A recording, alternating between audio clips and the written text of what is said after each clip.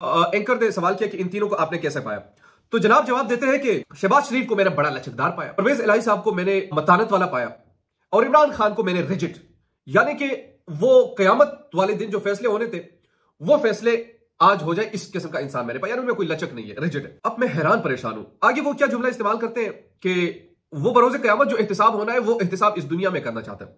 चलो पहले इस जुमले की जरा हम एहतिसाब कर लेते हैं। लेकिन बकौल कासिम अली शाह की यहां पर चोरी होती है तो चोरी होने दे, यहां पर बदयानती होती है तो बदयानती होने दे, यहां पर अवाम के पैसे की लूट मार की जा रही होती है तो लूट मार करने दे, क़यामत के दिन हम एहतिसाब करेंगे, इस दुनिया में कोई एहतिसाब नहीं होगा।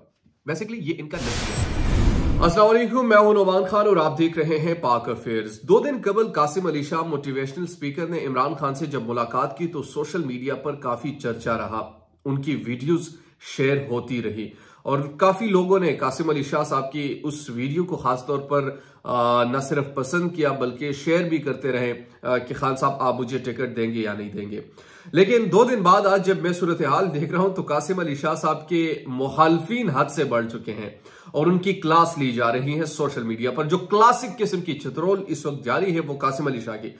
हम इस वीडियो में आपको बताएंगे कि आखिर ऐसा क्या हुआ कि कासिम अली शाह साहब भी रॉन्ग नंबर या जमात इस्लामी का निकल आए, जमात इस्लामी वाला भी करार दे रहे हैं और इसके साथ साथ रॉन्ग नंबर भी है। आखिर रॉन्ग नंबर क्यों है, क्या वजह ऐसी बनी और किस बुनियाद पर ऐसा कुछ हुआ, तो ये तफसील से जरा मैं आपके सामने सिर्फ इस इशू पर आज बात करेंगे और थोड़ा सा कौम का जो हमारा साइकी है कि हम कितने जज्बाती लोग हैं और कितना जल्दी ओपिनियन बनाते हैं और फिर उस ओपिनियन के बरखिलाफ हम चले जाते हैं। अच्छा जनाब, हुआ कुछ यूं कि कासिम अली शाह साहब ने इमरान खान से एक मुलाकात की और उस मुलाकात में काफी कुछ सवालात तो जवाबात भी होते रहे। इमरान खान से उन्हें पूछा कि क्या मुझे सियासत में आना चाहिए, तो इमरान खान ने उनको कहा कि जनाब आपको बिल्कुल सियासत में आना चाहिए। फिर उन्होंने सवाल किया कि आप मुझे टिकट ऑफर करते हैं, तो उन्हें कहा मुझे वहां पर देखना पड़ेगा। बहरहाल वो गुफ्तगू थी जो सोशल मीडिया पर काफी ज्यादा शेयर भी हुई। शेयर होने के बाद जनाब कासिम अली शाह की पाकिस्तान तहरीक इंसाफ की तरफ से खास तौर पर वाह होती रही और पाकिस्तान मुस्लिम लीग नून की जानिब से गुलाम तस्वर किया जाता रहा कि ये गुलाम है, गुलामों की तरह बैठा हुआ। इमरान खान के सामने इस तरह कम से कम सही तरीके से बैठना चाहिए था। अब बहरहाल खैर वो गुजर गया। अगले रोज जनाब मिलते हैं शहबाज शरीफ साहब से, वज़ीर आज़म शहबाज शरीफ साहब से, और बड़ी तफसील से वो तस्वीर शेयर भी करते हैं और उसमें कैप्शन क्या लिखते हैं, कैप्शन ये लिखते हैं कि शहबाज शरीफ को मैंने बड़ा लचकदार पाया, लचकदार होने के साथ साथ वो यानी कुछ करने का अज़्म रखते हैं, ऐसा उन्होंने कुछ कैप्शन लिखा था। वो जब जनाब आगे तो वहां तक भी मामला ठीक थे, वहां तक भी पब्लिक ने कोई ऐसा रिएक्शन नहीं किया, एक मामूल की मुलाकात थी, चलो आपने कर दी। मामला कब और कैसे खराब हुआ? मामला खराब होता है जब 92 टीवी पर एक प्रोग्राम है, उस प्रोग्राम में जब उन्होंने पार्टिसिपेट किया बतौर गेस्ट, तो उस एंकर ने सवाल किया कि इन तीनों को आपने कैसे पाया। तो जनाब जवाब देते हैं कि शहबाज शरीफ को मैंने बड़ा लचकदार पाया, परवेज इलाही साहब को मैंने बड़ा मतानत वाला पाया, और इमरान खान को मैंने रिजिड, यानी कि वो कयामत वाले दिन जो फैसले होने थे वो फैसले आज हो जाए, इस किस्म का इंसान मैंने पाया, यानी उनमें कोई लचक नहीं है, रिजिड है। अच्छा अब मैं हैरान परेशान हूं, आगे वो क्या जुमला इस्तेमाल करते हैं कि वो बरोज़े कयामत जो एहतिसाब होना है वो एहतिसाब इस दुनिया में करना चाहता है। चलो पहले इस जुमले की जरा हम एहतिसाब कर लेते हैं। रसूलुल्लाह सल्लल्लाहु अलैहि वसल्लम ने एक चोर की सजा क्या मुकर्रर की पता है? हाथ काटना।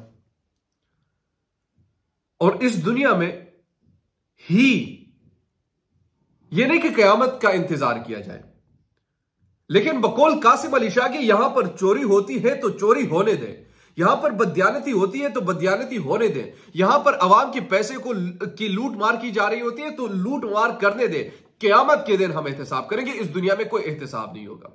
बेसिकली ये इनका नजरिया था। इसी नजरिए के बुनियाद पर उन्होंने ये बात की कि जो एहतिसाब क़यामत के रोज होना, इमरान खान की क्या जरूरत कि वो एहतिसाब यहां पर करे। यहां पर ये कौम को गुमराह कर रहे हैं। किस तरीके से? यहां पर पता है कि किस तरीके की चोरी चकारी हो रही है। यहां पर पता है अवाम को किस तरीके से उनके पैसे का बेदरेग इस्तेमाल किया जा रहा है। यहां पर अवाम को पता है कि किस तरीके से इनको उल्लू बनाया जा रहा है। यहां पर अवाम को मालूम है कि किस तरीके से इनके टैक्स के पैसों को वो नोच नोच कर लंदन लेके जाते हैं। लेकिन हां, एहतसाब करेंगे तो कयामत के रोज करेंगे। इस दुनिया में किसी को कोई हक नहीं है कि वो एहतसाब करे। क्या एहतसाब? सब काम खुदा पर नहीं छोड़ते, कुछ अपने जमीर के काम भी होते हैं, कुछ अपने काम भी होते हैं, करने को होते हैं। लेकिन उन्हें क्या कहा कि नहीं, इमरान खान जो है उसमें कोई लचक नहीं है। वो तो है कि क़यामत के दिन जो फैसले होने, क़यामत के दिन इससे बड़े बड़े फैसले होने हैं।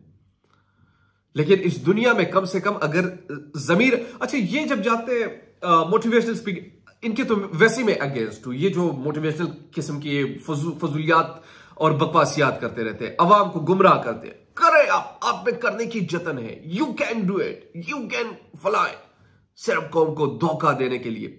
एक सेशन का ये कितना पैसा ले रही, इससे पहले एहतसाब तो किया जाए। कौम की बड़ी फिक्र है। देखिए जी, आप लोगों को पढ़ना चाहिए 2-3 किताबों की। वो कुछ ऐसी कहानियां घड़ लेते हैं और फिर अपने आप को कहते हैं कि जैसे कि हम जानते नहीं है।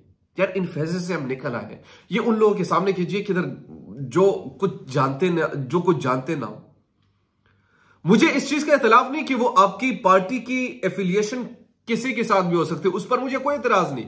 लेकिन जब आप ये कहते हैं कि इमरान खान जो है वो कयामत के दिन जो फैसले होने वो इस दुनिया में करना चाहता है, तो ये आपकी गलत और बकवासियात पर मबनी गुफ्तगू है। उसकी वजह मैं आपको बताता हूं। वो क्या चाहते हैं? वो एहतसाब चाहता है। किस चीज का एहतसाब चाहता है? जहां पर जो चोरी बदयानती डाका किया जा रहा है उस चीज का एहतसाब चाहता है। क्या इसको हम कयामत के दिन पे छोड़ दें कि कौम मजीद लूटती रहे, इस कौम पर मजीद बददियानत मुसल्लत होते रहे, हम देखते रहे कि नहीं जी ये कयामत वाले दिन तो फैसला होना है, कयामत वाले दिन तो हम फैसला कर लेंगे।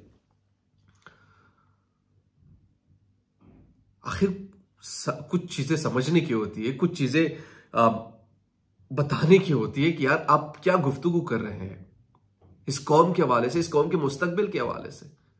पढ़े लिखे इंसान है आप, बाद में फिर आपको वजाहतें देने पड़ती है। नहीं जी मैं तो बड़ा पक्का सपोर्टर हूं, मैंने तो फैमिली निकाल निकाल कर इमरान खान के लिए वोट दिए हैं और मैं नेक्स्ट इलेक्शन में भी इमरान खान को वोट दूंगा।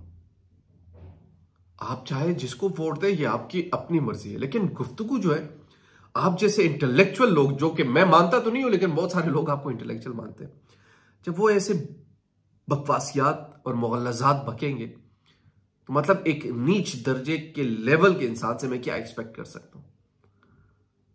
तीनों को मैंने क्या पाया? लचकदार क्यों पाया? लचकदार इसलिए पाया क्योंकि वो चाहता है कि यार मैंने पाकिस्तान को ठीक करना है और वो इस तरीके से ठीक कर दे कि अपनी दौलत भी ना लगे, मैं मजीद भी।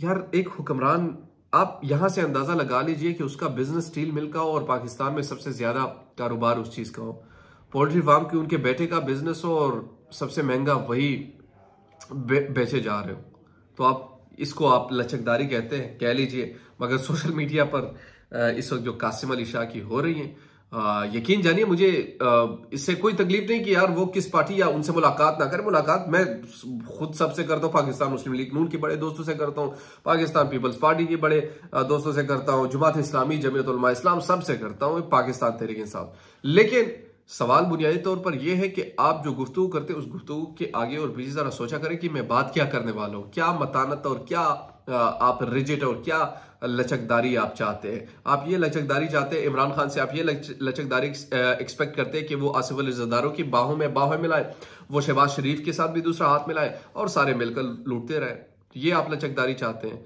अल्लाह करे कि ये लचकदारी इसमें कभी ऐसी ना आए। दीजिए पाक फिर से नुमान खान को इजाजत। अल्लाह ने कहबान।